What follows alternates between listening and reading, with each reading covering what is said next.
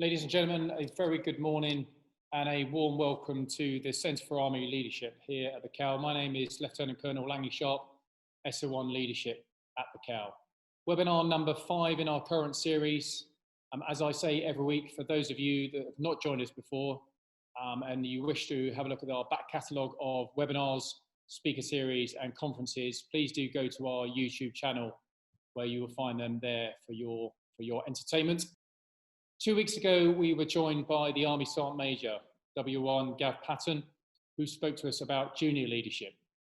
This week, we're transferring across to the other end of the hierarchical spectrum, where we are joined by former Director Chief of the General Staff, General Snick Pope, who will be talking to us about institutional leadership and his journey growing up through the institution. General Pope joined the Army 39 years ago as a young officer in the Royal Signals. He commanded at various levels of command, not least 30 Signals Regiment, our Global Communications Regiment, and 1 UK Signals Brigade, including a deployment in 2006 in support of the ARC, the Allied Rapid Reaction Corps, to Afghanistan. On the staff, General Pope made his name as a military planner and programmer, whether working on Defence's long-term plans or future equipment programs. He's held a number of posts at the senior level, including CDS's Strategic Communications Officer, notably during the Libya campaign in 2011, Director Battle Space Maneuver, Director Land Capability and Transformation, and Director Capability for the Army. In 2015, General Pope was promoted to Lieutenant General and took appointment as Deputy Chief of the General Staff, or Chief Exec of the Army. Whilst in post there, he held additional duties in that role, including Army Champion of Diversity and Inclusion, the LGBT community, and safety as well. General Pope is now relishing his time in retirement, but keeps his hand in with the Army, supporting the development of the General Staff, so our future strategic leaders, but also he's the Master of the Royal Corps of Signals and Commandant of the Brigade of Gurkhas, and he served with the Queen's Gurkha Signals on a number of occasions throughout his career. Here to talk about institutional leadership, please welcome Lieutenant General Snick Pope. General, over to you. Thanks very much for that, and good morning, everybody. I hope you can hear me. Just bear with me until we get the screens up. Yeah, I think we're there. Yeah, thanks for that introduction. And I'd like to say it's a joy to be with you for this webinar for the next up to 90 minutes. We'll see how we go. I'd also like to say that I was listening to my daughter yesterday, actually, putting a remote learning piece together for her school. So she's a deputy head girl, and she was talking with the head girl. They're doing prayers next week virtually. And they're talking about what it means to be a leader at the school level. And Lucy said, she's giving advice to youngsters, you know, volunteer for everything. Be a member of the school. Be a team member. When a teacher asks for a volunteer, put your hand up. And so I'm reflecting back now to about 2 or 3 weeks ago when Langley asked me to put my hand up to join this particular leadership series. So the DNA never goes away in many respects. We want to talk today, I think, about institutional leadership, but in doing that, I want to use sort of a 3-phase of man approach. I want to talk about my particular journey through the institution that is the British Army, to reflect on both the 3 phases of man, which start with your young officer career at regimental duty, and then on to your time as a staff officer. If you happen to hang around long enough, the time when you become a leader of leaders as a senior leader in the Army, and how we use the concept of leadership through those 3 particular phases. So we'll see where we go. And I'll try and make it warts and all. I'm very happy to take questions, as we say, at 3 particular stages, but probably leaving the majority of questions to the end. So if I find a question coming up during the course of the first 2 sections, which I think I will cover in the 3rd section, I'll make that particular point as we go. So growing up in an institution, I think the first thing you need to do on any presentation is to work out what you mean by institution and lastly leadership. So this first slide starts to unpack the institutional concept. And the best thing to do on any definition is to go back to the Oxford English Dictionary and say, okay, what does it give you on OED? And there is both an objective noun and an abstract noun concept to an institution. Go on the slide. So from an objective perspective, it's kind of structural. So think establishment, think institute, think foundation, think centre, think organisation. But you've also got this kind of abstract concept. Think custom, phenomenon, think fact, think procedure, think convention. So both you can look at there for institution through this objective or an abstract fashion. So the institution of marriage is an abstract concept. You then look at actually what other people have talked about in terms of institution. And some of you may have heard of Samuel Huntington, who wrote a great book, The Clash of Civilizations, in the late 1990s. And he talked about institutions being stable, valued, recurring, enduring, permanent kind of concept. So you can think effectively like a rock in many respects, where shifting sands are floating around it. So that's the concept of institution, which I will use. A couple of weeks ago, we saw the normal once in a 4-monthly cycle ironing board Sunday at Sandhurst, where about 250 young men and women turn up to start their military career. Look at the eyes of that young individual there, rather vacant, the cheesy smile, the gloss of confidence, as he walks supremely in one direction, whilst the remaining crowd are walking in an entirely different direction, clutching at an iron board under his arm, which he's never used before. But by crikey, he will use many times during the next year. And I reflect back now to my time when I arrived at Sandhurst in 1981 to start a course called the Pre-University Cadet Course. I stood next to a chap called George Norton, 513-733 George Norton, Grenadier Guard, spent 8 months in Brigade Squad. And he looked like a gleaming paragon of excellence. He was mirror-like. And I looked at my own shambolic format and thought, golly, we are different. And I look on the left-hand side of that slide, and it says serve to lead. And I reflect back now to the document serve to lead, and I'll read you the last sentence of it, which says, serve to lead is of course a paradox, but it is a paradox which should be understood by every officer cadet after each has completed the first command task on Barossa. If cadets have not understood the meaning of the paradox, they have no business to be aspiring officers in the British Army. So day 2 of my career, I'm on Barossa, and I have my first command task. My command task was a platoon attack. I've never held a rifle. I've never been in uniform. So we heard a shot. You react to effective enemy fire, dash down, crawl, observe sides fire. And I then had to come up with a plan. We went right flanking, threw up bags of smoke. I never saw the enemy from beginning to end. At the end of the command task, I was so relieved. We had to unload our rifles, pop them 3 times and fire into the air. Well, I managed to carry out the latter 2 of those tasks very, very effectively. But I forgot to unload my weapon, and so I had my first negligent discharge 24 hours into my military career, which was an experience and actually taught me what the paradox was about. Sanders wasn't really trying to teach me to be a leader. It was placing me in conditions of complexity and challenge and asking me to learn from my mistakes, which was interesting. Sanders also gave you a backcloth of trappings to hang on your career, and particularly in the areas of values and standards. We like to think about our values and standards as well understood. They're drummed into us throughout our military careers. And the values actually are very individual in the way they're focused. Courage, respect, discipline, integrity, loyalty, selfless commitment. They do deal with you as an individual. And the standards then give you a sort of an architecture, if you like, upon which you hang those values.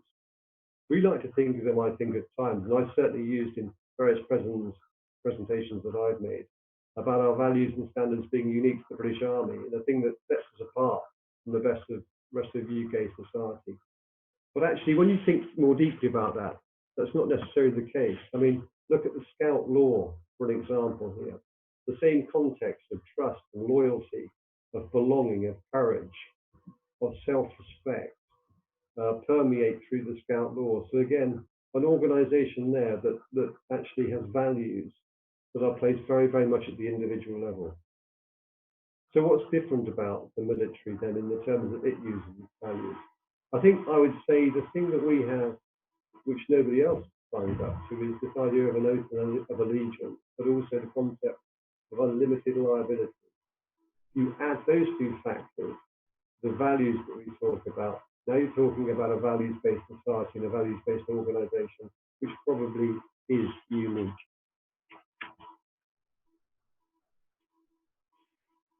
When I went through Sandhurst back in the 1850s, we never had a British Army leadership code. We started to think about Adair's balls, task team and individual. But actually the cloth that you're now given to talk to, or leaders are now given to as they go through Sandhurst, I think is a good way of thinking about how we deal with the concept of leadership. But it's quite interesting if you look at the leaders acronym on the slide in front of you, and you pick out some of the themes there, they in many respects go back to that concept of what Adair was talking about, the triangle of task, team, and leadership, and how you, task, team, and individual, and how you as a leader interact with those particular domains. So no change. Let's talk finally in this particular section about two concepts. First, I want to talk about styles of leadership. And secondly, I want to talk about leadership in crisis, which in many respects is something that we're seeing through the current COVID pandemic. Leadership styles, so I basically trawled here to come up with about 10 leadership styles that I can think of that I think give us a backdrop to talk about leadership both within the institution that is the army, but also the institutions more broadly of defence and senior leadership and leadership outside of an army context. I think the first leadership style I mentioned on the slide here, charismatic leadership, is one that everybody will recognise from day one at Sandhurst. It's very personal, it's very driven by communication skills, it's driven by empathy, it's driven by strength of personality, and it's particularly attuned, I think, to being valuable in times of crisis. So we see quite a lot of charismatic leaders, and certainly in conflict. So think Churchill, think Montgomery, think Patton, very, very much their style of leadership. Transformational leadership, very much required when an organisation is not well placed. Innovative, it requires inspiration, it requires engagement, and it takes courage to be a transformational leader, because you are basically challenging the status quo ante, and that's a hard thing to do. Transactional leadership probably works best in times of order. It's rigid, it's hierarchical. Leaders play out their roles in a correct and an efficient manner. It rewards strength and it punishes weakness. Think leadership in many respects in the 1850s in times of empire, very much a transactional process, very regimental. And then we come on to many more different types of leadership, which you might argue don't necessarily accord with the way that we work routinely in times of crisis. So democratic leadership, about empowerment, about authorization, about mediation of conflict, about synthesizing talent. Autocratic leadership, where a single person holds authority in an organization. This doesn't go down particularly well with employees, and it's not popular with employees, but it works very well where control is more critical to success than creativity. So think McDonald's, for instance. If you own a McDonald's franchise, it's very, very much a specific role-driven organization where the fringe benefits or the profits are at the margins of the organization. Interestingly, as I said there, autocratic leadership is very not popular with employees. The average life expectancy of McDonald's employee is 2 months. 5 more to go. So servant leadership. You see quite a lot of this coming into the modern commercial sector as we go through the COVID pandemic, because it's driven by a need to understand your stakeholder community and to recognize actually that stakeholders are king alongside cash in ensuring an organization's ability to react effectively during times of crisis. They say fair leadership, very, very much a hands-off approach where you really hand over leadership to an organization. The only thing about this type of leadership, there is no clear accountability when things go wrong. So you might argue that it may work very, very well in a technological spin-up organization, but it's not something you would see necessarily within a military context. Situational leadership is interesting because it's in theory talking about having an inherently adaptable mechanism for responsibility which adapts to particular circumstances. So in a rapidly changing organizational structure, it may be the leadership style that you would choose to take. Cross-cultural leadership, very interesting, because it acknowledges the increasingly global connectivity of the world. But we've seen it before. If you go back to the Second World War, you think Eisenhower, who's bringing together a coalition of the willing. It requires you very much to think outside of your own organization and actually to respond to the needs of other people's business norms, to respond to other people's cultures and practices. So it's very, very open in its approach. But finally, bureaucratic leadership. And in many respects, you could argue, is this leadership or management? Because it's talking about processes, procedures, and structures. You're asking for leaders here to live within established norms and established rules, to play within existing structures, and to preside over specific sectors of our hierarchy. So very, very much business in business as usual territory. Different styles there. I'm not saying any of them are right or wrong, and indeed, you might as an individual choose to adapt your style as you go through your career or through particular times in your career. So finally, in this particular section, I want to talk about leaders leading in crisis. And I put up a slide here which is drawn on some work that McKinsey has done recently, looking at the way that the Army and the armed forces conduct leadership in crisis, and trying to bring out some notes here which are pertinent to use by civilian organisations. And I'd start this particular section by referring back to the way the National Health Service has worked over the last 2 or 3 months. In many respects, the NHS has coped remarkably well, and we all have loads of admiration for an organisation that at the individual level performed exceptional deeds. You know, going out and clapping for heroes on a Thursday evening, I think, is something that we would all recognise. But at the institutional level, parts of the NHS have been found lacking. It's an organisation that, being over 1 million strong, is the 3rd largest organisation in the world. And as such, it struggles to deal with agility and change.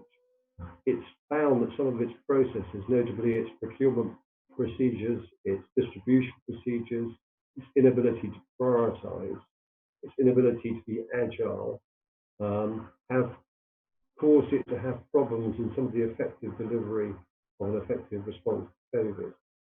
So lessons that we can learn institutionally here about leadership in crisis.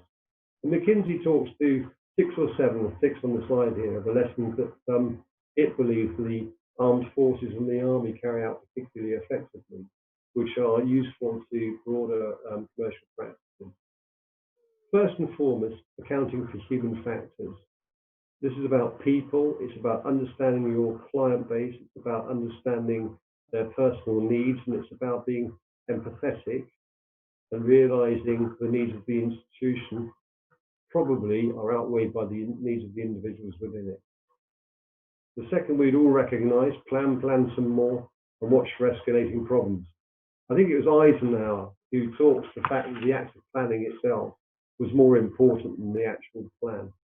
So if you've worked at a brigade headquarters or a divisional headquarters or a corps headquarters, you'll recognize the difference between the G3, the G35, and the G5 branches, or in a joint context, the J3, J35, J5. Having an ability to think about the plan for now, but also the plan for the future at the same time. I've been struck looking at the way that a lot of industries have worked over the last 2 or 3 months about the immediate rush to cash is king, cutting input to survive, but not really being able to think through to what happens beyond lockdown, what happens to the opportunities that may avail of themselves in a year or years to come. The use of mission command to achieve empowerment, letting your employees carrying out some of the workspace which traditionally in a hierarchical structure is vested in the leadership. The ability to communicate succinctly and simply and to create a single source of information. Think common operational picture, if you like to use military parlance here. The ability, I think, to use the Queen's English is very, very important, something which we sometimes forget. Hurry carefully. Yes, you can make a decision, but remember that hard choices are still hard choices. And so the ability to consult more broadly before deciding on a course of action, I think, is something in crisis which works particularly well. And then finally, the ability not to expect or to demand perfection. The 80% rule, good is good enough, it's better than excellent. It's a process that McKinsey sees the military doing particularly well, which maybe arguably civilian organisations are less prone to do. So from that section, so what? That was kind of my backcloth for how I thought about my journey through from my time as a young second lieutenant until the time as a senior captain. I was selected to go to the Army Command and Staff College, which we did back in the early days. We went on a 2-year course at that particular juncture. There's a time spent in regimental duty. It's a time dealing with leadership downwards and inwards in an organisation. There's a time, therefore, where the idea of individual leadership from a charismatic or a maybe transformative, but particularly charismatic perspective matters a lot to me. So I'll stop now and hand over to Lloyd. Morning, General. Hi, Lloyd. Morning. Got a few questions coming in. One of the first is, I suppose, digging a little bit more into your backcloth, as you call it. You joined the Army in 1981, which was just a year before the Falklands conflict. The question really is about perhaps how that conflict affected your perception, your membership of the institution, and perhaps how it affected your thinking on leadership more specifically. So, yeah, thanks for that. I mean, actually, I joined in 81 and then went straight off to university for 3 years. So the Falklands conflict occurred in my first year of university. But I was, by that stage, what we used to call a one-pip wonder. You were given a pip on your shoulder after 3 weeks of stand test, and you thought of yourself as a military officer. So in many respects, the Falklands Island campaign happened alongside of me, but it didn't impact on me too much. I think my earlier part of my career, where I went either to Hong Kong to serve in a colonial army or to Germany to serve with the British Army on the Rhine, taught me the value actually of those particular aspects. So we were at the time, organisationally as an army, coming out of our colonial responsibilities abroad, which were very much the latter stages of defence engagement from a sort of an IS or a counter-IS perspective. But from a British Army of the Rhine perspective, it was leadership about taking on, being part of a very small cog as an army in a very big balance between the East and the West. And life had a certainty about it. The annual calendar started in February when you went out and exercised and got cold. You then came back and played sport for a couple of months. You went back out and exercised for another 3 or 4 months, and then you went skiing in the winter. And that happened year on year on year. So actually, there was a certainty about life rather than the uncertainty of no knowledge of what might happen next. So that certainty, I think, allowed you to develop a leadership style in the comfort blanket of an organizational structure which was understood and enduring. And those styles, were they taught at Sandhurst at the time? You talk about being taught about action-centered leadership, John Adair's 3 balls. But were the leadership styles formally taught, or were they something that you, if you like, found yourself? I think you talked about, trial and error, learning from your mistakes. Was that the same in your leadership style during those early years? So I don't think if the theory of leadership was taught like that, it probably happened in the faraway hall when you were asleep after a double PT session in the morning. I think what Sandhurst did most, when I reflect back on my time at Sandhurst, I think what it did most effectively was this idea of putting you in places of challenge, either because you're tired, you're wet, you're hungry, or you're not expecting something, and expecting you to be able to do some form of leadership. I mean, you'll all, if you've been a young officer going through training, remember your time on a hill in Wales when it's raining and the wind's coming in at 70 miles an hour and the rain's coming in horizontally. And you're the person who's saying, oh, or wrong, the colour sergeant said, right, time to hand out the command appointments for the next section. You're saying, let it not be me, let it not be me, let it not be me. And you're made the bloody platoon sergeant. And you're expected, therefore, to get up and do something beyond yourself. But you learn a lot in that particular situation. So my view on Sandhurst is it's setting the opportunities for you to understand and explore your own particular command style. And I still think it's driven very much by the idea of individual and charismatic leadership. So developing your own style to be able to, when you're leaving through the gates of Old College, be able to go and command a platoon of young men and women. And I think that's quite an extraordinary deal. So it's a concept which kind of works very much at that charismatic leadership area. Thank you. And as I suppose a segue into the next section, how adequately do you think that you were prepared in terms of your leadership attributes and capabilities for the next stage of your career from your initial experiences? We are really putting into the next section. So can we hold that particular thought? Because I'll come back to my perspective in a second. Okay, well, why don't I hand back over to you? We've got more questions coming in. Yeah, okay. I'll hand back over to you, and we'll see each other again in a few minutes. Yeah, okay, thanks for that, Lloyd. So you leave the comfort blanket of the army, working within an organisation, within an institution which is recognisable and understood, and you go and spend some time doing staff training.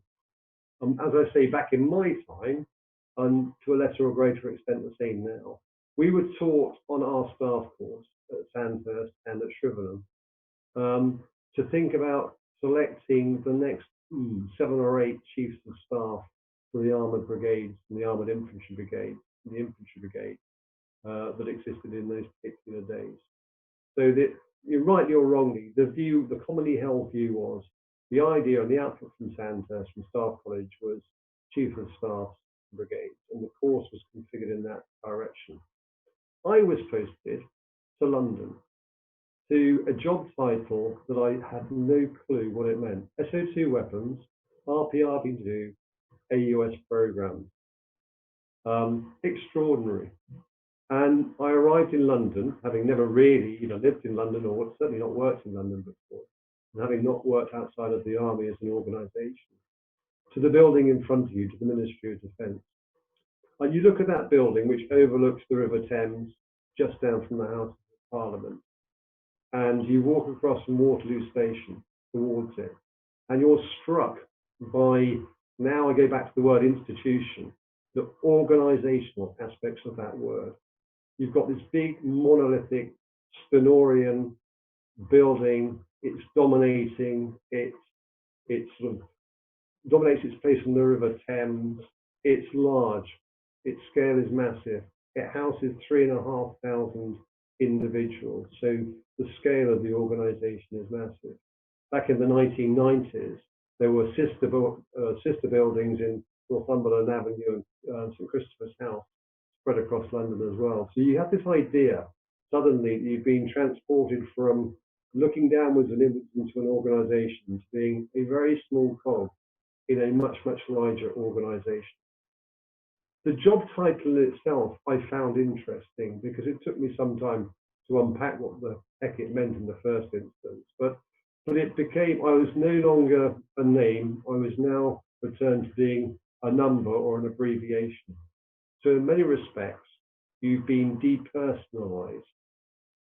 You've become a cog in an apparatus rather than an individual in your own right. You had carry out a handover takeover program, which I duly did, and about 2 days later, I found myself sitting in a seat in an organisation, RP Army, where I was the only military officer, surrounded by a bundle of civil servants. So I've moved into an area of a different tribe. I'd had my uniform taken off me and replaced with a different type of uniform, in this case, a suit. And I was dealing with an organisation, the civil service, which was large, which was certainly, its tentacles went obviously outside the Ministry of Defence across government. It had values and standards, but they were different to my own. They had a culture in the MOD and across government, which talked about value for money and competition. Those to me were kind of new rules and new words. And the book I used to sort of highlight that particular side about the civil service talks to the concept of the Whitehall Mandarin. And the Mandarin, the term Mandarin comes from a bureaucrat in the time of the China, Korea, Vietnam realms of old. It was a term applied to individuals who went through an imperial examination system. Quite often they were eunuchs. I'm not quite sure that's the same in the Ministry of Defence, but mandarins were somebody you looked up to. And in those days in the Ministry of Defence, this was before it became open plan architecture.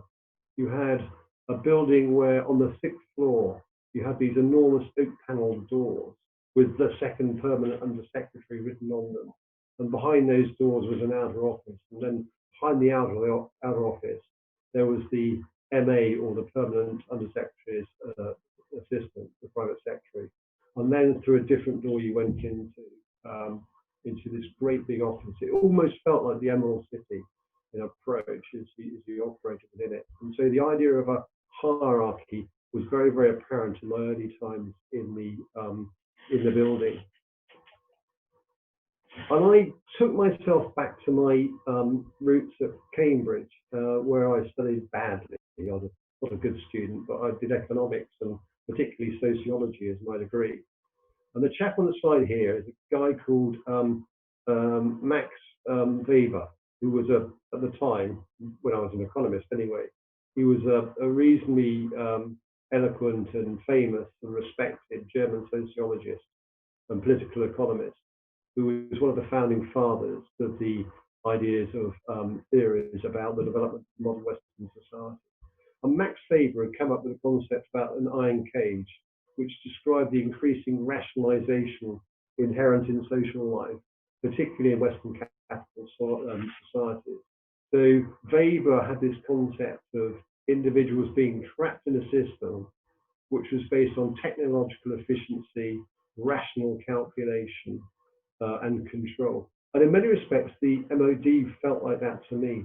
It felt to me like an organization that had concentrated on the idea of objective institutions, in other words, structures, hierarchy, but had somehow lost the idea of the abstract construct of the word institution.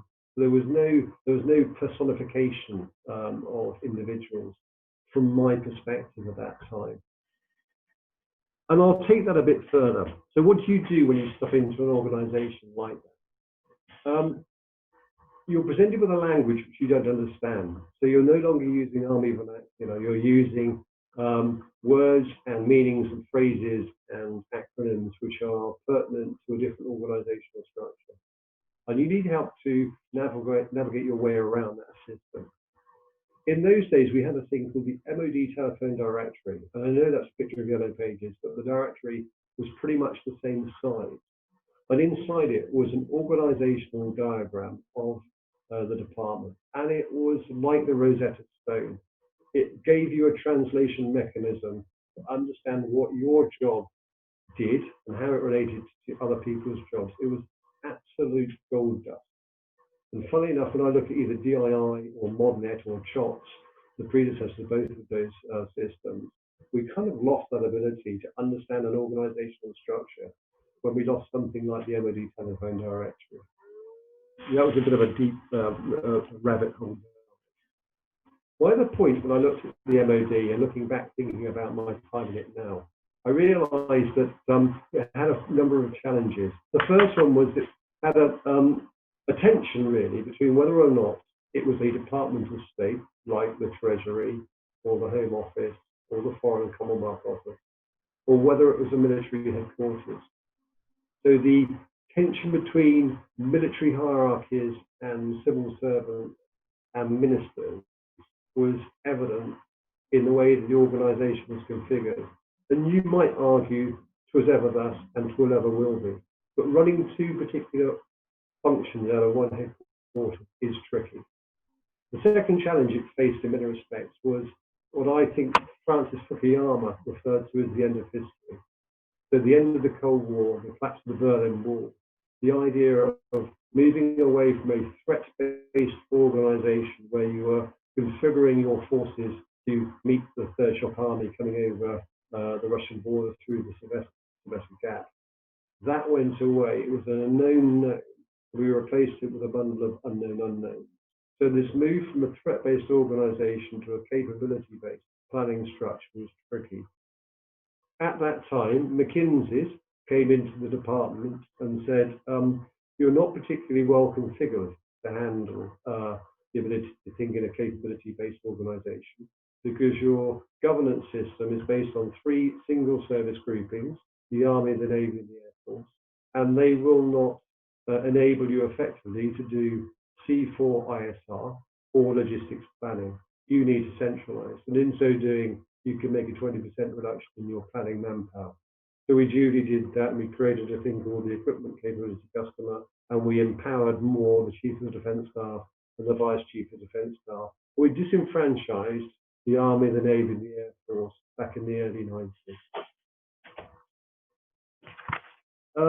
I think Langley talked at the beginning of the presentation to say I was a programmer, and I was a programmer throughout most of my time in the MOD. And I stayed in the MOD apart from every time I was allowed to escape to do command jobs. I stayed in the MOD pretty much for the next 15 to 20 years, occupying every rank from major to major general in staff, and most of them in some form of programming capacity. And your job as a programmer is to make the bottom right-hand corner of a spreadsheet equal 0. You are the master of soul-crushing negativity. You're the person who says no. You're trying to basically balance demand and supply, resource and ambition. And it's a really thankless task in many respects. And I'll draw on 3 slides now to show why the department struggled with this particular construct, the idea of ambition against resource. The first slide here talks to the annual historic spend of the MOD. And the black line shows you in real terms, and I think about 2007 prices, the MOD's budget, planned budget given to it by Parliament. And you can see it's remarkably consistent. It lies within that black, that blue banding of around £33 billion a year, plus or minus £1 billion, pretty much over the 50-year period. So the relative share of national wealth, the blue line, that is given to defence is declining over time. We're now bumbling along at around 2%. You can see back in the 1950s, it was much, much higher, about 10% of the nation's wealth was given to defence. So we're a declining relative asset to the nation, but actually in real terms, our money's been pretty much the same, spent pretty much the same. If you look inside that budget, Since about 1980, so civilian land, maritime and air domains, not Army, Navy, Air Force, but civilian land, maritime and air, the proportion of the budget given to each of the environments has remained remarkably consistent over time. So since 1980, very, very little change, which is interesting. Even in a changing construct, even in a changing different political construct or context, nothing has changed. So if you have a flat budget in real time, and yet the cost of equipment and the cost of manpower rising in real terms over above the rate of inflation, only way you can achieve a level playing field is to reduce the size of your organization. And you can see in this particular slide, be it Army, Air, Navy, or Civil Service in terms of personnel, or Army, Navy, Air in terms of tanks, planes, and ships. Each organization shows the similar trends in terms of a declining organization in size. So same. And I take out of those slides some interesting thoughts, and I'm not really sure on the answer.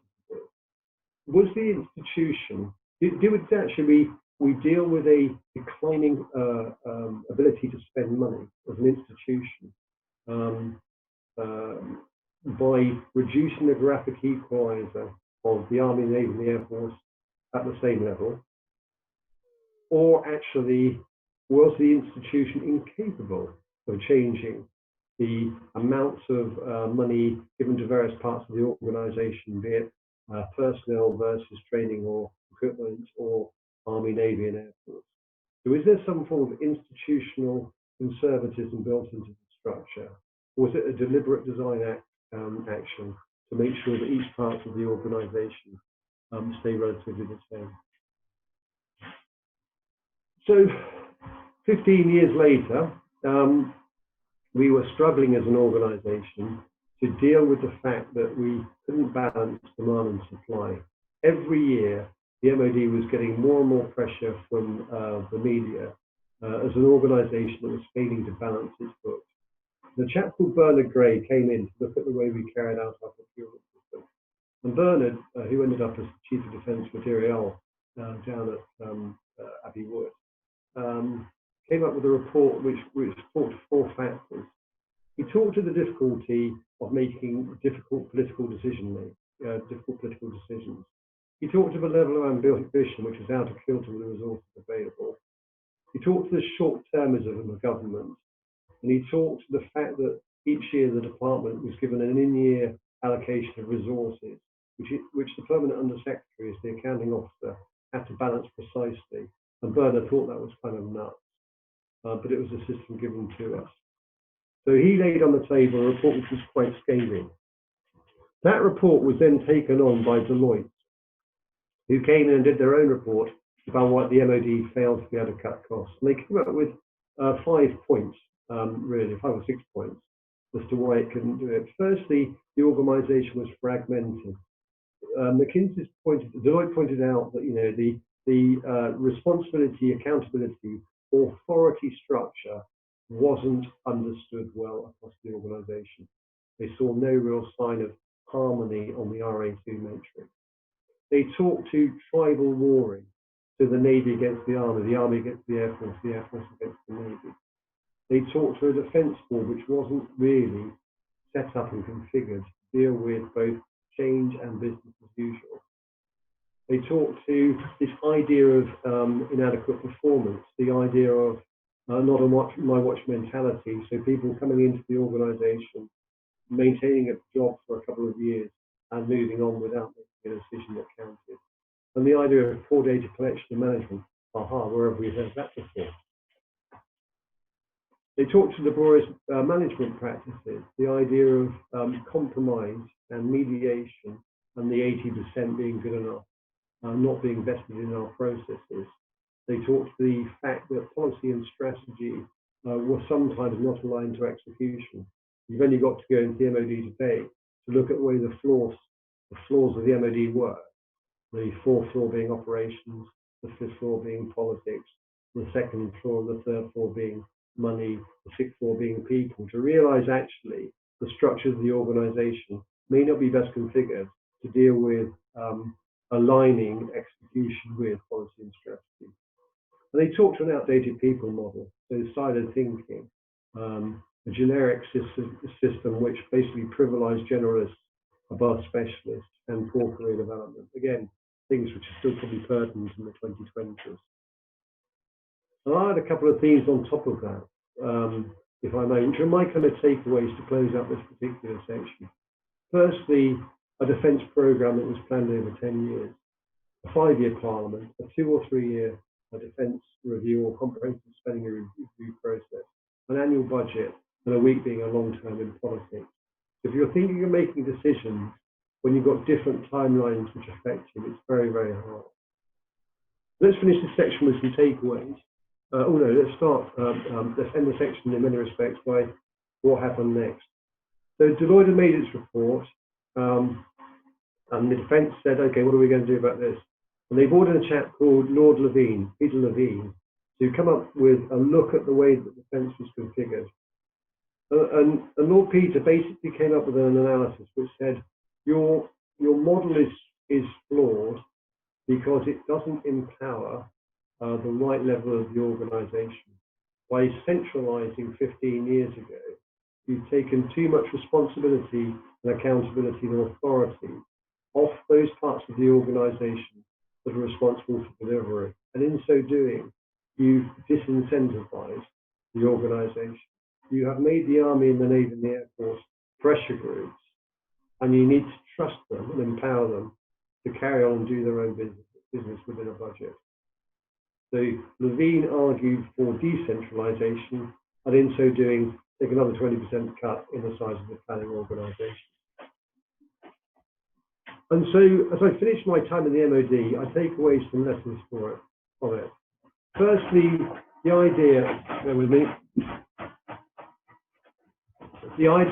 of who gets decision space, who decides. I spent my time trying to work out how to provide ministers with the idea for making decisions that were strategically aligned, policy informed, resource-aware and evidence-based. But who decides is an interesting question. I do recall fondly one set of Defence Board minutes, which said the Defence Board needs to make more decisions, and we will start making more decisions from the next Defence Board, which I thought was a particularly beautiful piece of bureaucracy in action. So who decides? Who's got voting rights? Secondly, governance matters. What Levine talked about here, the alignment of responsibility, accountability, and authority really, really matters, and you need to ensure how that particular aspect works. Thirdly, you need to work out in any institution who is leading change and what's the responsibility of your leadership cohort here in driving through change in an organisation, be it organisational or cultural change, and how you respond to the external environment. But fourthly, I think I learned about leadership and management. I suspect most of my time in the MOD was as a manager, and I kind of like the idea of splitting the definition of leadership and management into art and science, and into doing the right thing or doing the thing right. My contention about the MOD, it was very, very effective at management and bureaucratic leadership, and spent its time at organisational or at silo level trying to do things right. I think it was less effective, arguably, at working out whether it was doing the right thing. Finally, my last takeaway, and I go back right to my start point here, people matter. I love this quote from Atticus Finch from To Kill a Mockingbird, because to me, that was the thing that the MOD failed to do. I felt like a number, I felt like a cog in an organisation, rather than as an empowered individual who was trusted and respected in his own right. And that may be a little bit too far to the right in terms of a statement, but certainly there was probably a feeling from my perspective that the organisation cared more about the the objective rather than the abstract use of the word institution. On that level, we'll stop, Lloyd, and I'll hand back over to you. Thank you very much, General. Fascinating insights, and I can't help but reflect upon other stories and experiences that I've been told about in working in the MOD. I don't know whether you know Christopher Elliott's book about military leadership during Iraq and Afghanistan called High Command. Quite clearly, he centres quite a lot of that work on the challenges posed by working within the MOD. I don't know if you've got a reflection on that book itself, a recommendation or otherwise, but a couple of people have mentioned it in questions. So not really on the book itself. I've graded the book obviously, but I mean, let's talk about the Afghanistan and Iraq timelines here. I think the thing and I'll talk about in the next section as well.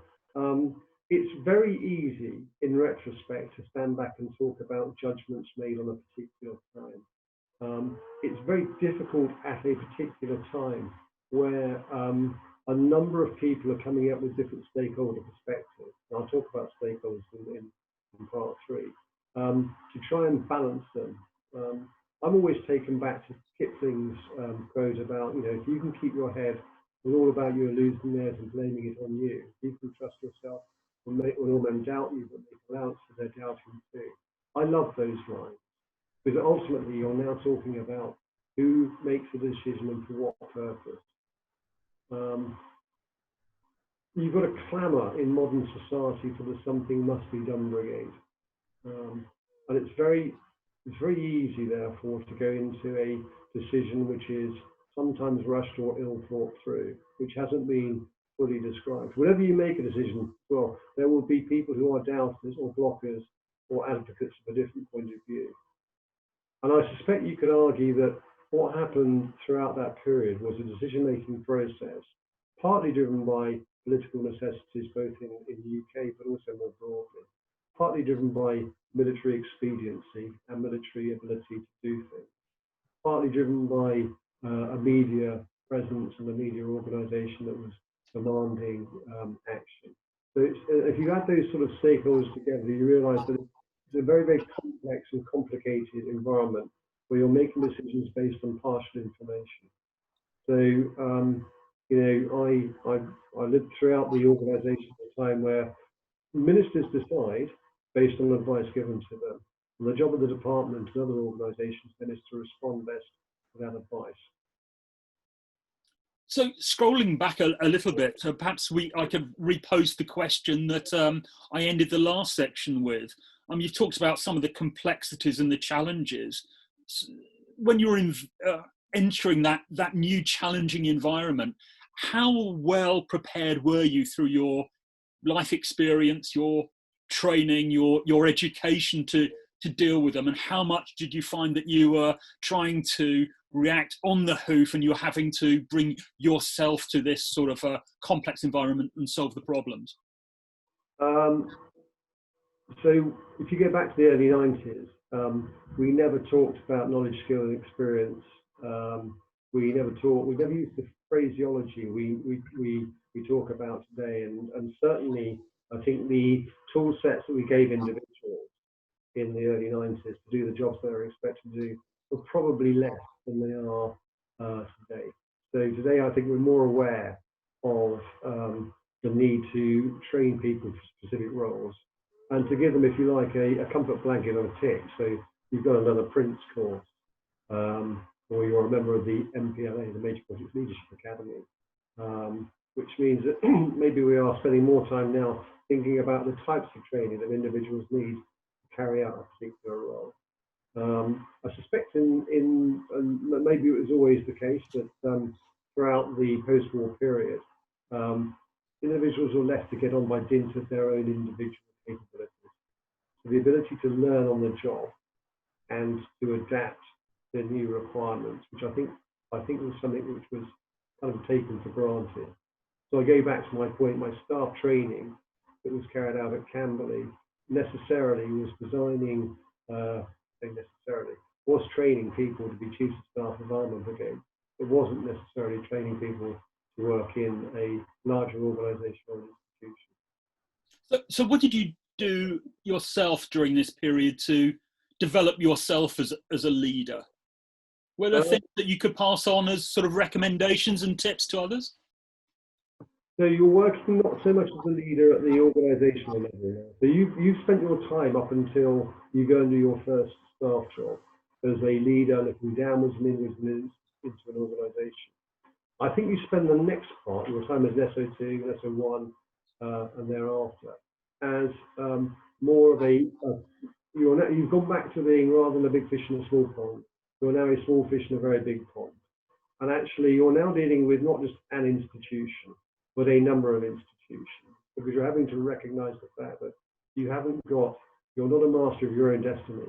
When you are now looking forward to making a decision, it's not probably your decision.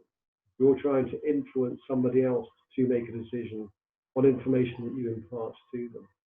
You've also got to recognise that most decisions, as I say, are not absolute. They are going to be based on a number of stakeholder opinions. And so your job really is to try and work out how to influence, persuade, present information in a way which leads to a definable decision. Where you do lead in that kind of organisation is at the within a silo. So you may work off a branch or a directorate or whatever. And I think that the point you're trying to bring out there is, how do you bring together talent from across a diverse organisational structure? So you're working alongside civil servants who bring a whole bundle of different talents into the organisation. When I go back to my Sandhurst point, 250 young men and women arriving at the gate. And yes, we were different. I was a comprehensive boy. People around me from public sector. Yes, I had no knowledge of the army. People around me were seventh generation, sons of generals, sons of generals, sons of generals. So we were different in some respects, but at the end of the day, we were all very, very samely. And if you look into the army and the people, some people, commentators have said the army is historically and still is white, pale, male and stale, and certainly the way it thinks at the leadership level. The thing you get at the institutional level is diversity of thought. And embracing diversity, I think, is a fantastic opportunity, which you first get when you go outside of the institution. So learning that you do not have a university of thought, having humility and listening to other people's ideas, I think is a very, very valuable tool set.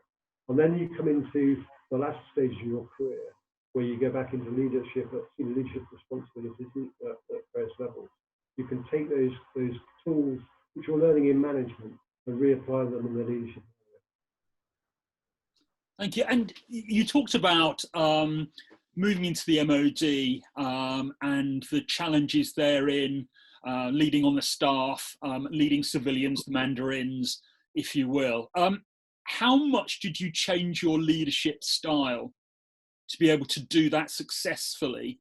And again, can you give us any examples of how and when you changed that style? I do remember my first reports. I do like the honesty, the brutal honesty we used to have in the old confidential report cycle. My first 3 or 4 reports as a young officer said I was fat, lazy, and intellectually arrogant. Sort of styles I've tried to live with throughout my career. No, I haven't. I tried to drop them actually. But the idea, so my leadership style is very much relaxed, not casual in approach. It kind of worked for me in the organisation that I inhabited from day one of my command. So I remember going to Germany and giving my first set of orders to a group of young Royal Signal soldiers. And at the end of the order session, first hand went up and said, the question was why? Which completely threw me, because that wasn't taught to me at Sandhurst. Sandhurst taught me about either autocratic leadership or leadership of people who followed orders. And I suddenly realised I was dealing with a bunch of young soldiers, some of whom had better academic qualifications than I did. And so the idea, therefore, of understanding the people you are being privileged to lead, I found quite challenging, but also refreshing. And I try to take that quality into my time as a staff officer in the MOD. So when I was lucky enough to lead branches or directorates or whatever, I spent some time trying to unpack what individuals could bring to the table. What I didn't do then, probably as much as I have latterly in my career, was to understand the value of challenge as well as I might have done. And we'll pick that up, I think, in a minute when I come into stage 3. Excellent. I think it's a good time actually to move into that stage now. I'm aware of the time. We've got about half an hour to go. So, General, I'll hand back to you now. Thank you. Thanks a lot. So, in 2013, I think it was, maybe 2012, I was posted from MOD down to Army headquarters to be Director Capability. I'd never worked in the Army headquarters through my entire military career, so it's always been an anathema for me. And I was arriving here at this time when we were trying to change the organisation from a pressure group into effectively what's called a top-level budget holder, so an organisation with financial responsibility to deal with money, to make decisions in its own right. That's a different feel about it. So my office for the last 4 years was behind that lamppost with the 3 white balls on it, the deputy's office and the front entrance to the Army headquarters, based here in Andover. And you're looking at dealing with an army which is the nation's largest source of uniform and disciplined manpower. It's a large number of people. You know, that's about 1/7 people trained at various levels of readiness to protect the UK, prevent conflict, fight the Queen's enemies, and deal with disaster. So a phenomenally large organisation to try and work out what you're going to do with it. And what do you do with it? We immediately have this issue, right? We are now a top budget holder. We've always been a pressure group. How do you translate what you are doing as a pressure group into what you now do, where you have responsibility for making decisions? And we looked at really 4 prisons there, I think, with General Nick Carter, who was then the new Chief of the General Staff, taking over from General Peter Wall. So through the idea of governance, how we do business as usual and change, and how we think about people. And those are the things I want to unpack over the next 10 minutes or so. The first thing to recognise, and I just brought it out a second ago, was you're no longer just a singular institution. So now you're a leader of leaders in the senior management area of the Army, and you now need to think about the various stakeholders who matter when you are making a decision. You're no longer master of your own destiny. So we ended up looking at our dependency matrix, our stakeholder mapping, to work out who matters when we make decisions. Obviously, we have a relationship upwards with the higher off formation, in this case, the MOD, who hold the Army to account and hold the Chief to account as the budget holder for delivering a series of outputs against a prescribed amount of cash. Obviously, we have a relationship with the flanking formations, Army, Navy, what was Joint Force Command, now Strategic Command, because quite a few Army characters operate in those environments. And some of those environments have an intimate relationship back with the Army and the land environment. We've also got relationships with various delivery organisations inside the MOD. So, you know, the equipment organisation at Abbey Wood, the IT and comms organisation at Horsham, the infrastructure delivery organisation, the Defence Business Services, providing some of our corporate services. Then you've got people who sit outside defence with whom you have a relationship. And I mentioned regulators there. I spent quite a lot of my time with particularly the deputy dealing with regulators, be it the Civil Aviation Authority to do with release to service authority for military flying platforms, helicopters and drones in our particular perspective, but specifically with the health and safety environment. We were looking at the way we train, the way we operate through a safety prism, with a lot of time trying to understand our safety culture in training and in our day-to-day operations with those organisations. Same with buildings, same with environments. You are not necessarily singular master of what you would like to do in the modern construct.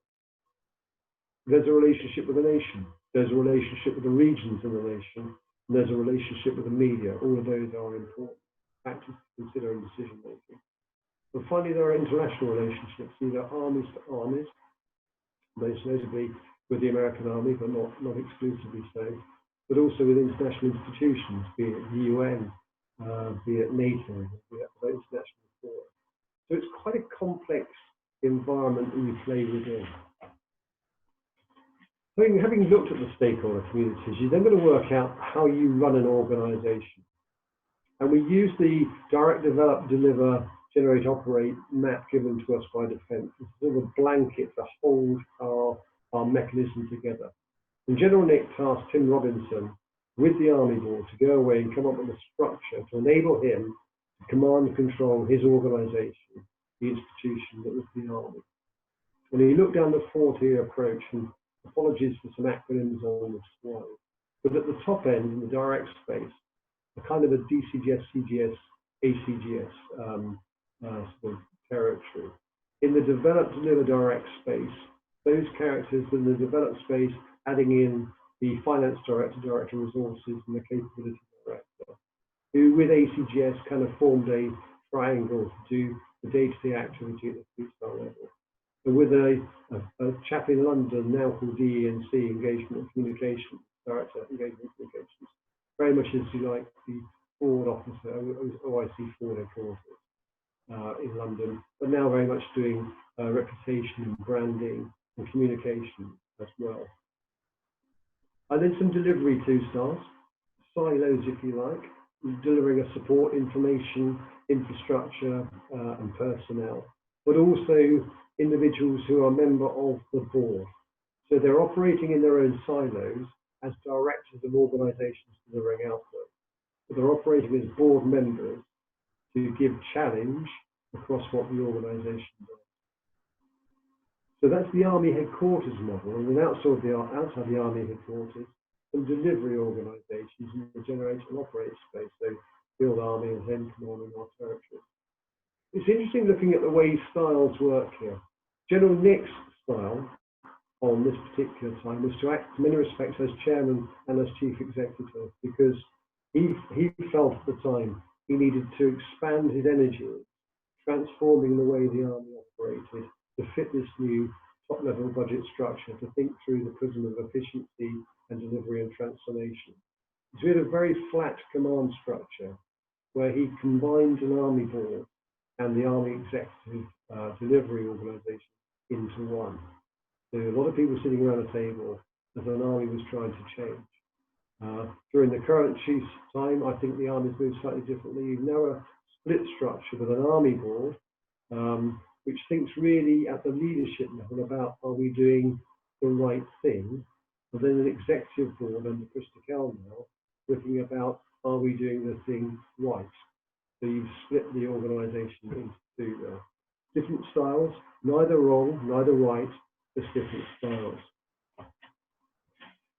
It was an organisation that needed to think about change. And I've kind of got 5 bullets on the letter about why change. And I think it's really important in any organisation to try and work out the reason you want to change. Or is it for efficiency? Is it for betterment or benefit? Why are you changing? Is the context changed? Or is there been a question for moments to change? Similarly, you've got to go to the bottom part and work out what does good look like? So before you do any change program, we were trying to spend our time working out how do we get those two, the reason for change and the narrative for change, worked out. You can argue whether we're successful or not in communicating that effectively down the command chain, but certainly at the top end of the organisation, those 2 bullets I think would like to be driving. Within that, you've got to work out, are you able to resource change? And this proved quite tricky in my time. I used to be beaten up quite a lot by either management consultants or indeed by the previous CGS for not being agile enough to change the organisation quickly. But it comes down to your inputs of manpower, money and time, and your ability to change what you do quickly. I was very struck actually last week. I was reading a Waiver Ring article, which was giving the leadership of the organisation a hard time on inability in many respects to move from 21st century metal centric equipment programs to 21st century IT facing equipment programs. But I go back to my point there about the difficulty in many respects about resourcing change and the time frame it takes to do it. It's not a defensive excuse at all. I think it's a very valid criticism, but it takes time to change. You've got to work out whether your government's mechanism for change is correct. And I think that, departmentally, we're much better now at understanding the model that we use, P3M, Portfolio Project and Program Management, as a mechanism, as an architecture for delivering change. It used to be considered about 5 or 6 years ago, was almost as an army officer, you look at it and say, hang on, I don't recognise these terms at all. Why don't we use something which is understood by the army? They're recognised by stakeholders outside of the army, and that's important because it enables you to explain yourselves to people who understand what you're saying. We've brought in the idea of senior responsible officers, so we sent them on courses. We send them on courses such as the MPLA to gain competences to be able to think about how you deliver a program of change. And I go back to my point, you may be responsible, but sometimes you may not own all of the tools to deliver a change program. So you're a persuader, you're an influencer. You're there to make sure you think through what good looks like and whether your risk-reward matrix is correct. And in your change program, you've got to work out how you deal with stakeholders, leaders, followers, blockers, how you change, how you deliver a program in terms of taking it to the next stage of the decision-making body so that the program can move through. So quite a complex architecture there, which the Army never had previously, which we had to put in place. And finally, people. So I was the Army's principal personnel officer, and I'd always worked in the capability and resource and programming space. So what basis was I given to become a PPO, apart from being the job of doing the job as the Deputy Chief of General Staff? People matter, and I think my point throughout my my time was actually I recognised the value of people. So what I was bringing to the job was at least passion for people.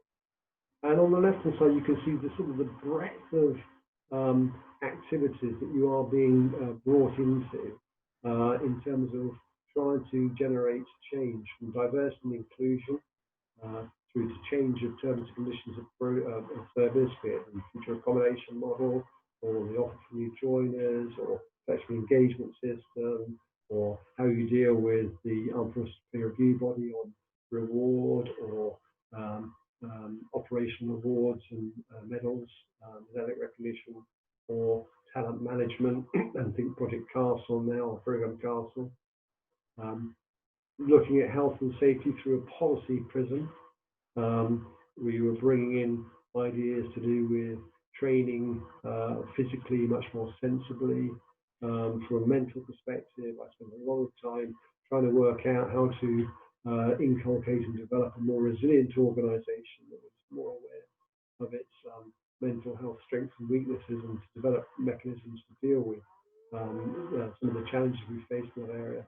And from a safety perspective, trying to ensure a culture that was based on safety and being safety aware rather than being enslaved and trapped by safety mechanisms. So you can see throughout all of that people territory, it's a rich tapestry of activities that you need to get involved with, organisations, people. And I'd finish really in terms of the last slide on culture and the idea of challenge. The department, the MOD's had a number of cases over the last couple of years where I think the Iraq inquiry was one, I think a Nimrod air accident was another, where the idea of a challenge culture was brought up as something which the department needed to do. And I've reflected on challenge quite a lot over time, because when you ask somebody what it feels like to be challenged, quite often the idea is to fold your arms back and lean backwards. And people aren't necessarily comfortable about a challenge. Actually, it's a brilliant thing. Having people who think differently than you, to come up with different points of view, is actually it's a really, really enriching process. Sitting back and listening to different points of view before you make a decision, I think is one of the most precious things a senior leader can do. So having an ability to work out how you develop a challenge function at your own level, I think is something which is enormously powerful. People talk about 180, 270, 360 degree report writing. People talk about having mentors and reverse mentors to help this process. All great processes, and I wouldn't say anything about. They're all really, really good. The more you can do in that territory, the better. So that's kind of it. I'm leaving now really about being a leader of leaders and moving away from this idea of being a manager within an institution to being a senior leader. About 4 or 5 years ago, General Nick came up with a thought process that we needed to think much more cogently about how we lead at the senior level.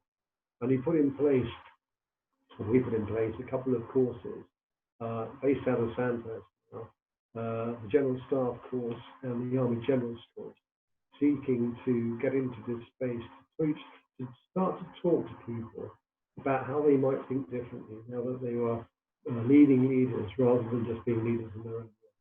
And I think that's an enormously positive development. I think time's up for me in terms of talking now, so I'll end at that particular point there. General, thank you ever so much.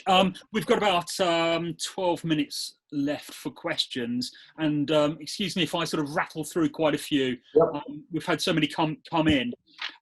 So starting off, how much did you learn, either good or bad, about leadership from senior leaders that you served with? So I learned a great deal from various leaders. The leaders supposed to impress me throughout my career, a number actually. But I loved working in the Ark with David Richards on an operational basis in Afghanistan, because I think General David was, I go back to that idea of a leader being a cross-cultural leader. He could develop a team of nations. So the Ark in many respects was an organization which is very polyglot. It's got about 17 or 20 odd nations in it. He was brilliant at bringing together the strengths and weaknesses of his organization, but also he developed a fantastic team. He relied very heavily on his team and entrusted his team to live within his intent. But he was also very much a family man. So the Ark family, when it was based in Germany particularly, was very, very strong.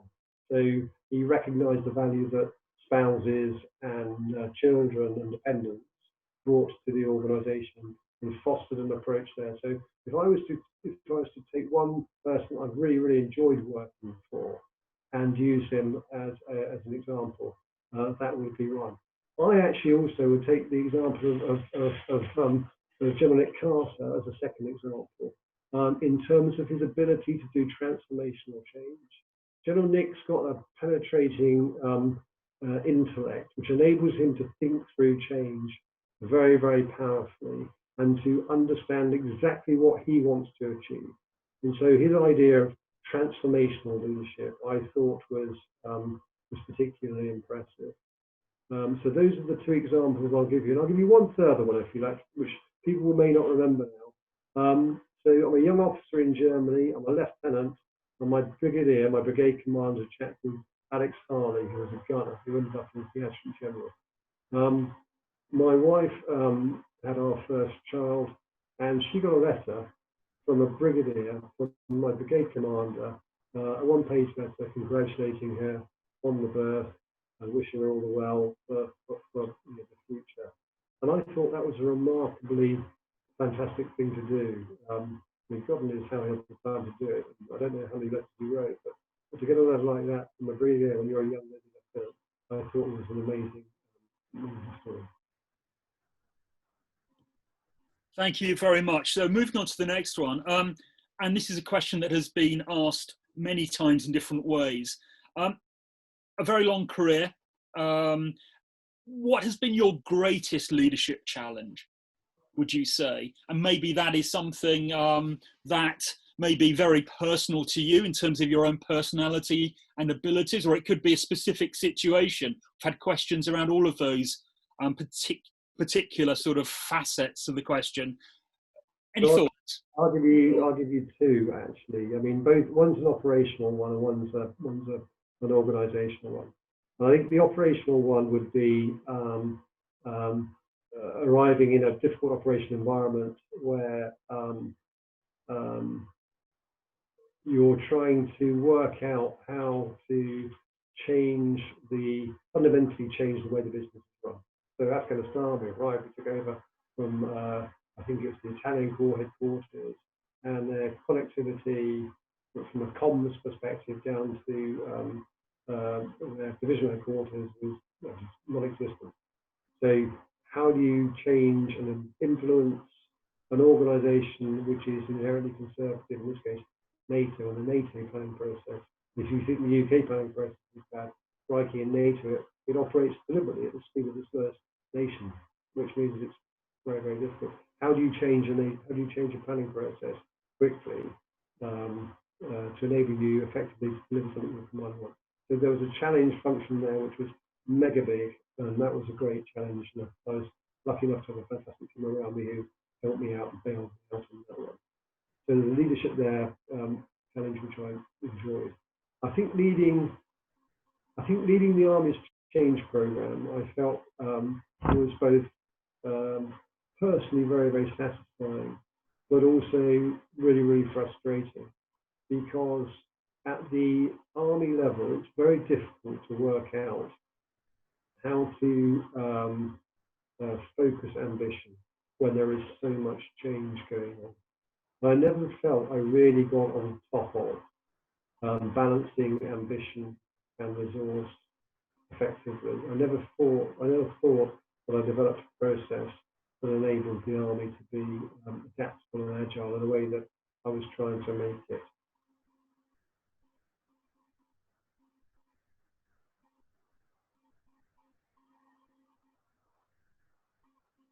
Lloyd, you're on mute. You're on mute. Sorry, can you hear me now? Good. Yeah. This is one I think we can all relate to at the moment, and it relates to remote leadership. We've had several questions about perhaps your experiences of remote leadership, and also any tips and recommendations that you might have for the folk out there that are grappling with that particular challenge at the moment. Yeah, it's hard, isn't it? Really, really hard. So we're all used to words that we never knew existed 3 months ago: Zoom, Microsoft Teams, Google Chat, Skype. You know, in fact, if COVID had hit 3 or 4 years ago, we'd have been buggered in many respects at dealing with things remotely.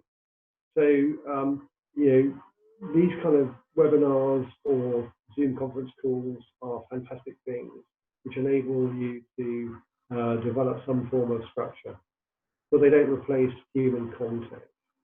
And I don't think remote ways of working will ever replace the need for social interaction and the dynamism you get from personal connectivity in a leadership perspective. The only things I would say by way of tips, to the organisations that I still run with right now, I spend a lot of time bringing people on a one-to-one as well as on a one-to-many perspective. Because if I cannot see somebody physically, I do want to try and relate to them on an individual perspective as well as on a group perspective. And the more you do that, it takes time. And the more you ring around individuals and have a call, which is not just about looking at what's behind them on a Zoom screen, I think the better. So my tip would be really spend time with your individuals on an individual basis as well as a collective perspective.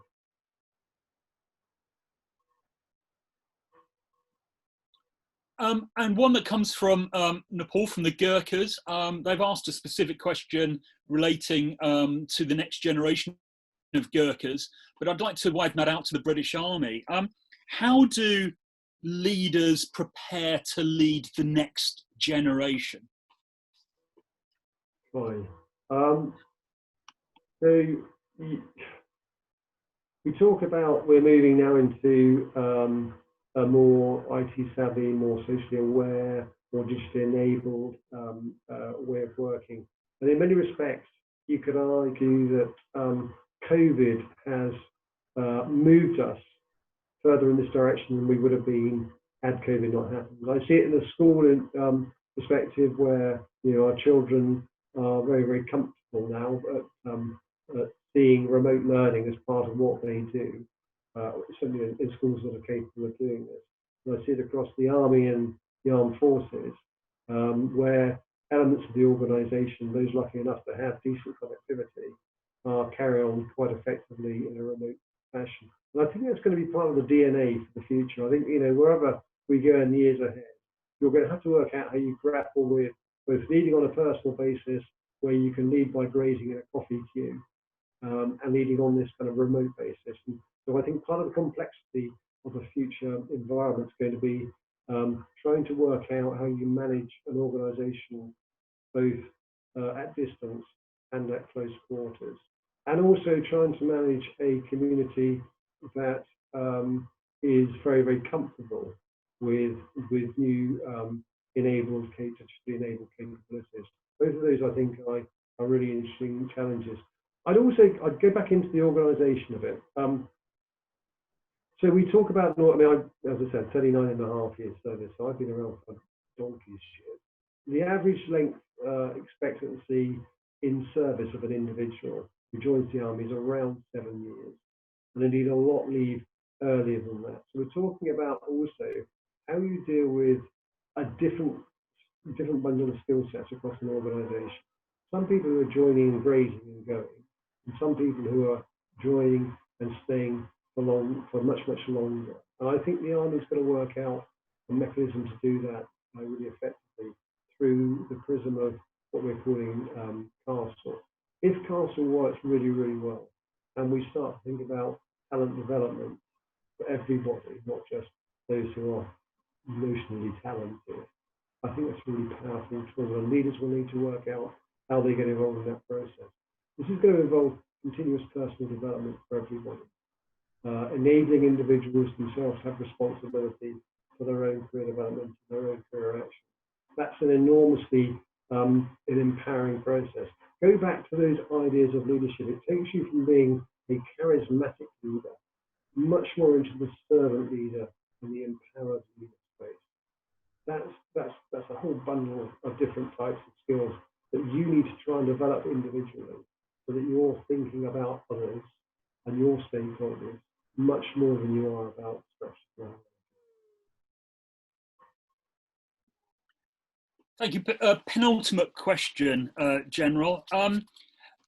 We've had a question about unit command structure and the enduring challenge of succession planning, mentoring, and how it's best to go about that. In your long experience in the Army, how have you gone about succession planning and mentoring, and do you have any sort of insights that you might like to share with us? This has grown on me over time. I mean, you could argue succession planning as a squadron commander or a regimental commander is done to you by the organisation. So you will get officers posted into you who you are then responsible in terms of better preparing them in their time in your service. So you're not therefore really responsible for succession planning at command or at sub-command level, or not fundamentally anyway. What you are responsible for is developing talent. And I think you've now got a relationship both with the individual and with your organisation, be it a tribe, be it the career management organisation at Glasgow or whoever, to understand how you can best and most sensibly develop somebody's talent. And part of that is about challenge. So when an individual says, I want to go in this particular direction, it's having the understanding to give them some advice, career advice about the second order implications of what they're choosing to do or not to do. Part of it's about, if you don't understand the area they're looking at going into, working out where they can best get advice. And part of it's acting as a coach and as a mentor, as a guide at your particular level to impart to the individuals below you the skill sets that you have. So if you can bring all those together, then you're balancing the needs of the individual with the needs of your own organisation and the needs of what you're trying to achieve. So I go back really to the start again. That's all about task, team, and individual, and Adair have it pretty much spot on. Excellent. And one last question, if I may, just to, if you like, round off. What would you say is the best piece of leadership advice that you've been given and you perhaps might like to pass on? I think going back to Sandhurst's idea that leadership is just plain you. Don't try and be what you're not. So do something that you are comfortable with in your own skin. Not everybody is an extrovert. Not everybody is an introvert. Not everybody is a transformationalist or whatever. So take your own ability and work on how you can best use that ability to enable others to do something that you want them to do. So the art of leadership in an altruistic environment, which is what the army inhabits, I think it's a privilege. It's a unique, in many respects, opportunity. You know, you don't necessarily join a Majesty to be a multi-millionaire. Few of us ever achieve those particular heights. You do join to give something back to society. So use your own talents, be you. John, that seems a very good place to end. Thank you ever so much. I found it a fascinating hour and a half. There are so many more questions that we couldn't get to, and it seems to me that you've really stimulated a great debate out there. So thank you on behalf of myself, the CAL, and also all of the participants that are watching us now. It's been an excellent hour and a half, so thank you very much. Roy, Keir Langley, thank you very much. And to all you listening, thanks for listening. I'll give you exposure now. In 2 weeks' time, there'll be somebody far more articulate than me coming on, listening at that stage as well. It's been a joy. Thank you. Oh, humility as well, but thank you, General. And yes, in 2 weeks' time, 24th of June, at a different time at 1400 hours, we have Blair Palmer giving the next webinar.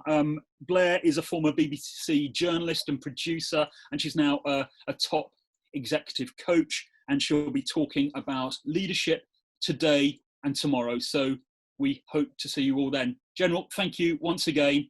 See you again soon. Thanks, everybody. Closing down.